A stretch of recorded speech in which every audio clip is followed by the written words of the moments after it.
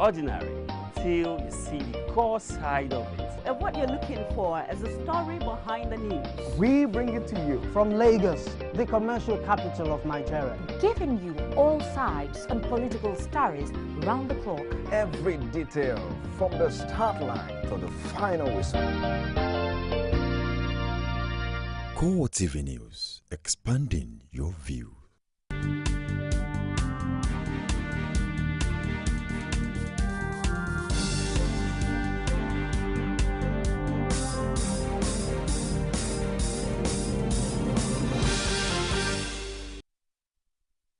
Hello there, thank you for joining us on CoreTV News this hour. I am Nifemi Oguntoye.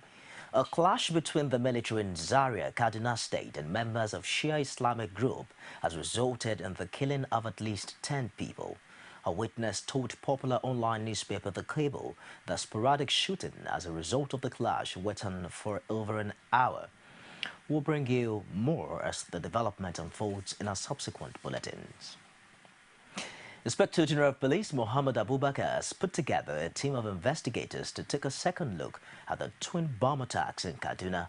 The team of seasoned investigators is to unearth the perpetrators of the bombings, which are believed to be targeted at former head of state Muhammadu Buhari and prominent Islamic cleric Dahiru Bauchi. A police statement indicates that the Commissioner of Police in charge of Legal Department, Onwodibo Ikechukwu, is heading the team. Other members are DCP Chris Ezike of Federal SARS, DCP Dan Malam of the Monitoring Unit, and DCP Adeyemi Ogunjemilusi of the Interpol Unit. The investigators are expected to work in close collaboration with other security agencies. Meanwhile, the police authorities have ordered security to be tightened in all states of the Federation, particularly those perceived to be more vulnerable to terror attacks. And barely 24 hours after the escaped Ugandan bomb attack, former head of state Muhammadu Buhari says Nigeria has the capacity to crush the Boko Haram insurgency. He made the statement when he received the Kaduna State Governor Ramalani Yero, who paid him a sympathy visit. Buhari argued that earlier the federal government views the insurgency as a full-blown terrorism, the better. He also noted that having survived a civil war, Nigeria can overcome Boko Haram. Even by normal conditions, but I decided to trust. Incidentally, I slept very well, actually. When this question of Boko Haram started, I'm sure it's on record that the first statement I made, I could recall about 18 months ago. I said, no religion advocate hurting the innocent. So basically, the question of religion is debunked. It's not religious. It's neither ethnic. When they kill children in school in the northeast, they kill teachers, they bomb churches, they bomb mosques, they bomb motor park, they bomb in the market. Why is religion there? Why is ethnicity there? This is terrorism. And I hope the government will come to grips with it. Nigeria is capable of dealing with this. We deal with Awasin, the civil war. For 30 months we fought, and we kept Nigeria one. And God willing, we are going to keep Nigeria one. So, Your Excellency, I thank you very much for coming to sympathize with me. And I commiserate with the families of those who lost, because when this thing was ignited exactly when my car was adjacent to it, I came out. There was blood in my dress. I didn't know how it came about because I didn't have even a scratch myself. And I saw dead bodies thrown all over the place.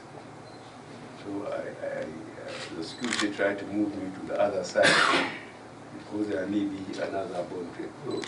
And we just got one of the vehicles passing, took the people out, and they brought me home. I hope all the law enforcement agencies and you chief executives of all the states will succeed in securing the country. And may God help us. Thank you very much, Your Excellency. Meanwhile, the All Progressives Congress is demanding an investigation into what it insists was an attempt on the life of its national leader, Muhammadu Buhari. Party chairman John Odigo Yegon stated the party position in an interview with journalists in Abuja. He appealed to Buhari supporters to exercise restraint, but blamed some elements in government for Wednesday's gun and bomb attacks. We have called for an investigation. That is clear. We have called for two things we did. We appealed to his teaming followers and followers of the APC to please maintain the peace. And for peace to reign, we also called on the government of President Jonathan to institute immediately a believable, credible inquiry to unearth what is in fact going on. Why would they want to target General Buhari? And indeed, why Boko Haram? So, sir, is the position of the party that this was an assassination attempt on? If a child dies the morning after the witch flies over at night, isn't there a connection? Or are they going to tell us that they don't know what is happening in this country? We are not government. We have a right to think what we think, because government is not delivering on its part of the battle. They are in charge of security. They are in charge of protecting our lives.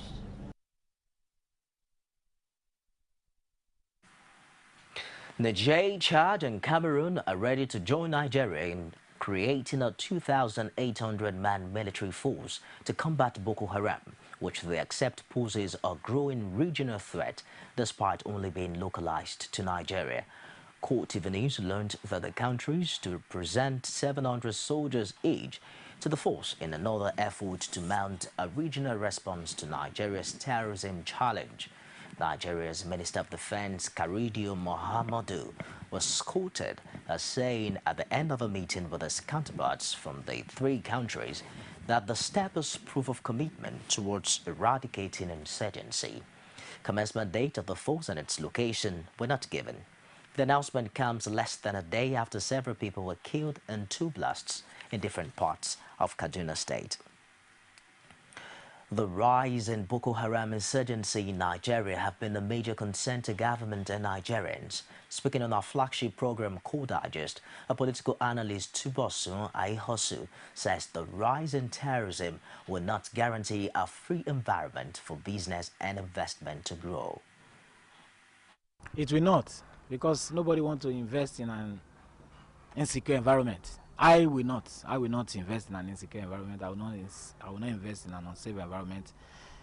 So this, the problem of terrorism that we are contending with now in this country, definitely is a setback for businesses, it's a setback for foreign investment.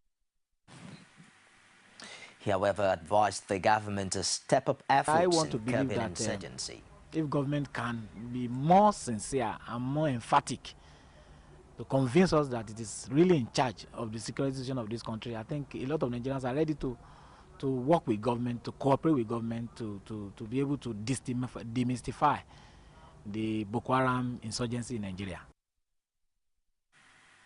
Enugu State House of Assembly has served impeachment notice on the Deputy Governor Sunday Onyebuchi through substituted means. It was gathered that the Clerk of the House, Christopher Chukwura, served the 6-page notice on Onyebuchi by pasting it at his official and private residences in Enugu. The development followed the adoption of a motion for substituted service by the lawmakers after the clerk reported his inability to personally serve Onyebuchi with a notice about 48 hours after the House commenced impeachment proceedings. The deputy governor's whereabouts is still unknown, although it's been speculated that he was in Imo State or Abuja. The legislators who had earlier on Tuesday commenced impeachment proceedings against the deputy governor opted to serve the notice through alternative means after the clerk briefed them during their sitting on Thursday. Chukwura explained that all his efforts to locate Onyebuchi and serve him with a notice have been unsuccessful. The lawmakers, as a result, adopted a motion for substituted service, directing Chukwura to paste the notice at the deputy governor's official residence as well as the private apartments, following which the clerk immediately proceeded to comply with the directive after the sitting. It's also expected that the notice will be posted to Onyebuchi's email address as stipulated by the motion for substituted service. Osun State PDP governorship candidate Iyola Omishiri says the PDP will not join issues with anyone preaching violence in the coming election. He made the statement while receiving delegates from the Embassy of Netherlands, Germany, and the United States of America. Franco Molape was there and filed in this report. The team was led by Henry Frankert with representatives from the Netherlands, Embassy of Germany and United States of America.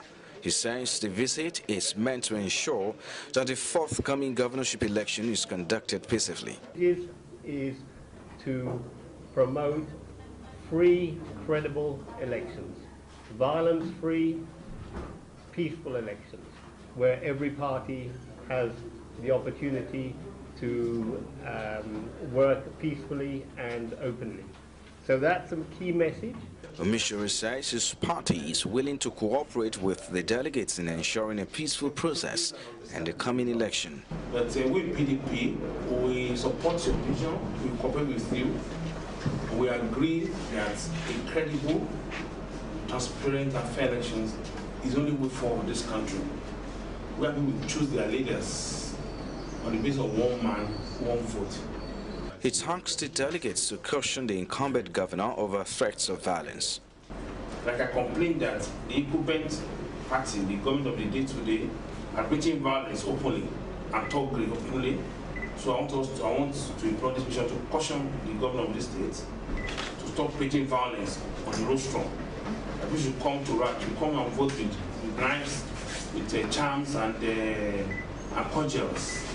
It's not good for democracy, it's not good for us, it's unfit and proper for a leader preaching violence for elections. Iyola Omishiri also charged the federal government to ensure a violent-free election in the coming poll. We will try our possible best to ensure that we won't do any issues in that policy. We are calling on the government of Nigeria to ensure a full security on the day of election, leading and before the election, so as to have a very free, fair and credible elections. Thank you. Efforts are currently being geared towards ensuring that the Osun election is conducted peacefully so as to ensure the credibility of the poll. Frank Omalape, CoreTV News, Ileife. The striking back to point by resident doctors across the country is taking its toll on residents in Osun State. Correspondent Rashid reports that hospital management and doctors at Ladoke Akintola University Teaching Hospital in Osogbo are also suffering from the effect of the strike. His report.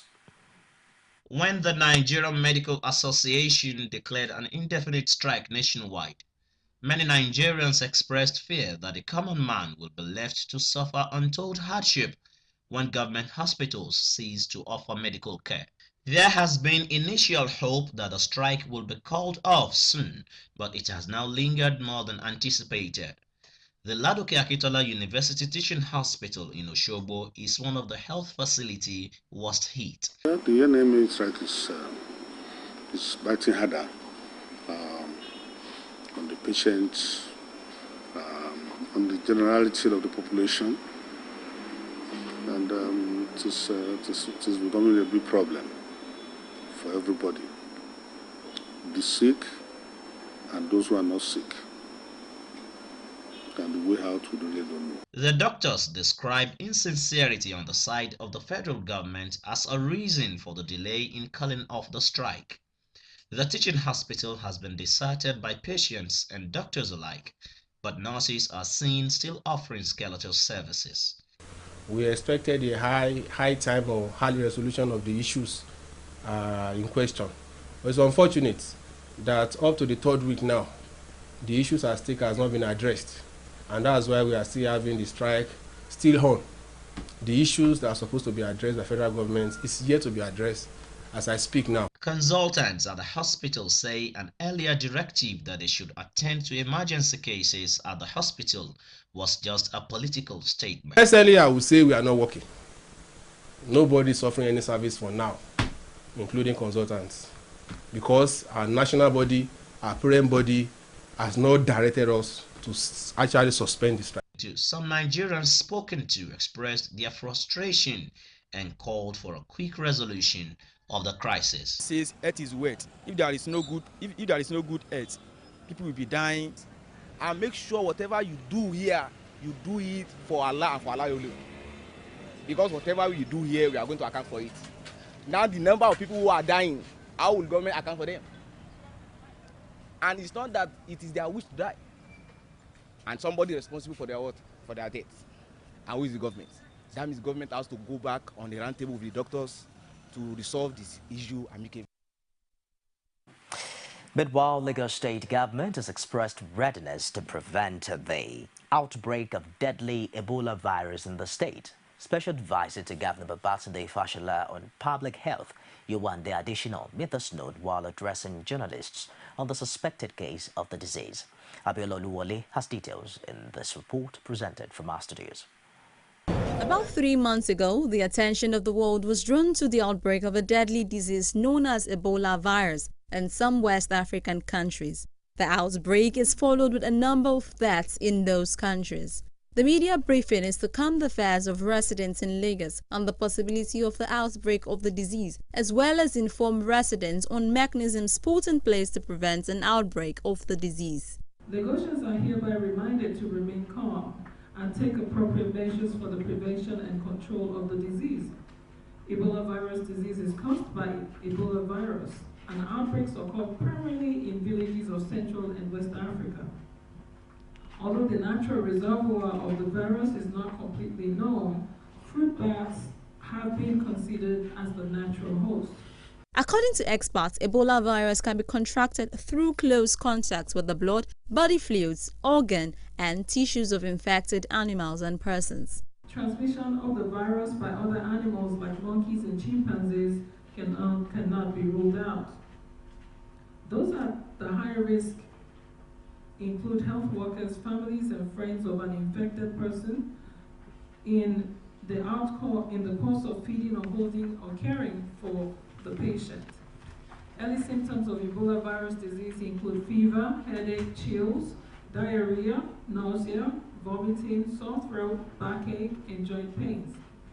Later symptoms include bleeding from the eyes, ears, and nose, bleeding from the mouth and rectum, eye swelling, swelling of the genitals, and blistered rashes all over the body that can often contain blood. It could progress to coma, shock, or death. Additional assures residents of the federal government's support and that of the World Health Organization to prevent the spread of the disease. New Aviation Minister Osita Chidoka has assumed office with a promise to build on the achievements of his predecessors. He also pledged to seek professional advice from aviation experts in the sector. Chidoka made the promise shortly after taking over from the former supervising minister, Samuel Otto. Also want to thank members of the staff. The permanent secretary was quite generous to have pointed out a number of achievements within the very short time.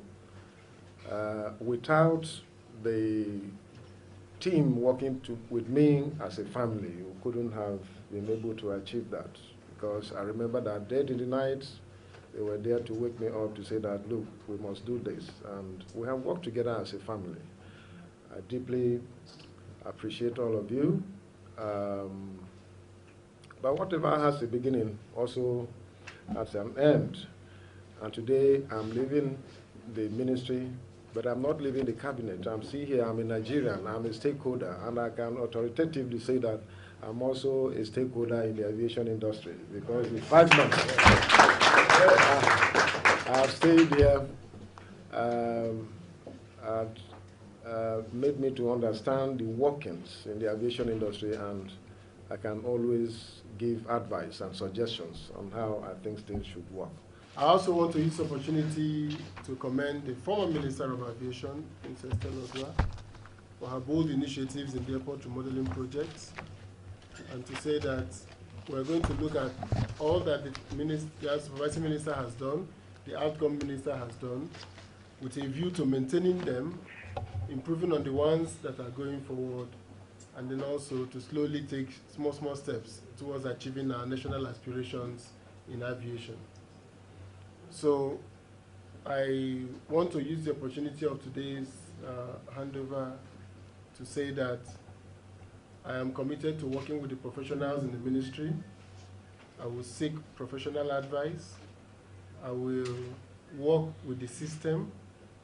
We will align our processes to meet government extant rules and regulations, and we will ensure that the ultimate issue of mobility, which is what aviation facilitates, is done in a safe and secured manner.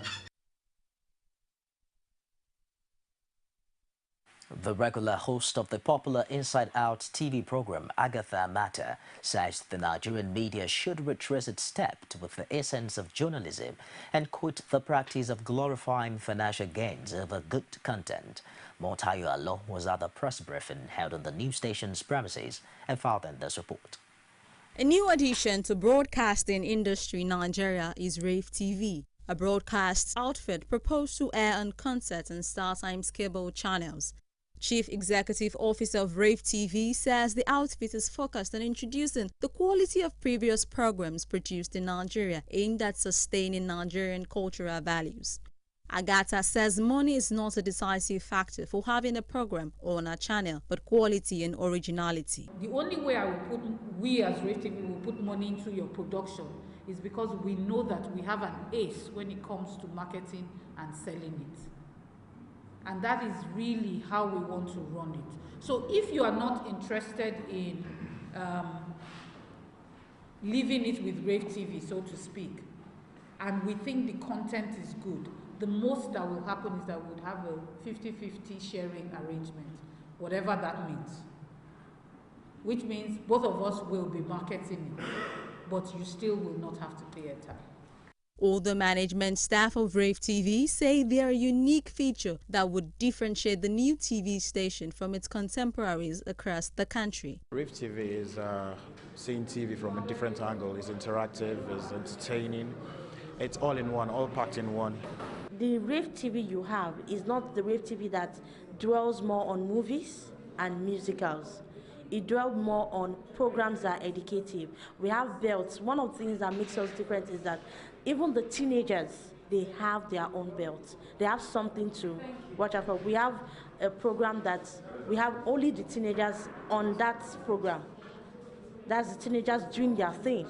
Like every new project, the concern is usually on its sustainability and the future of the TV station. Amata says the goal that sustained the program for 17 years will provide the needs for a successful outcome of Rave TV. Motayo Alo, CoreTV News, Lagos. A foreign female tourist has been shot dead in Kenya's port city of Mombasa. Join us for details of that story and more shortly after this break. Stay with us. CoreTV News now provide a platform for live coverage of political rallies and electioneering campaign from anywhere in Nigeria. Political news stories, political editorial reviews, political discussions, personality profile, People's Parliament from the National, State and Local Government Assembly. Contact us now on 0803-471-8550 or 0803-724-9733. 01453-3407. Our 24-hour news station. CoreTV News presents a platform with presence in over 30 states of the Federation. Be sure to be had. For live coverage of events, we have the capacity to deliver from anywhere in Nigeria and beyond.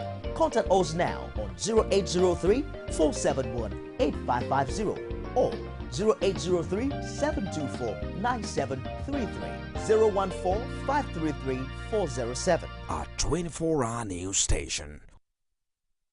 Welcome back. A foreign female tourist was shot dead in Kenya's port city of Mombasa, the second of such killing in the month of July, amid rising unrest. No one has claimed responsibility for the shooting. Kenya has been hit by a wave of attacks recently.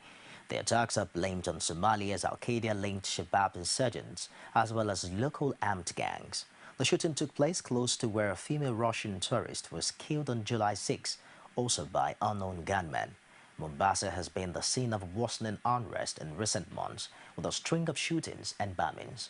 Last month, the Shabab warned foreign tourists to stay out of Kenya. And that wraps it this hour on CoreTV News. I'll be back at 9:45 p.m. with the primetime news. Stay with us.